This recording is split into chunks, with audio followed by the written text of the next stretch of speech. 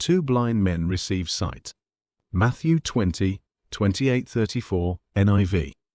Just as the Son of Man did not come to be served, but to serve, and to give his life as a ransom for many. As Jesus and his disciples were leaving Jericho, a large crowd followed him. Two blind men were sitting by the roadside, and when they heard that Jesus was going by, they shouted, "Lord, Son of David, have mercy on us." The crowd rebuked them and told them to be quiet, but they shouted all the louder, "Lord, Son of David, have mercy on us." Jesus stopped and called them. "What do you want me to do for you?" he asked. "Lord," they answered, "we want our sight." Jesus had compassion on them and touched their eyes. Immediately they received their sight and followed him.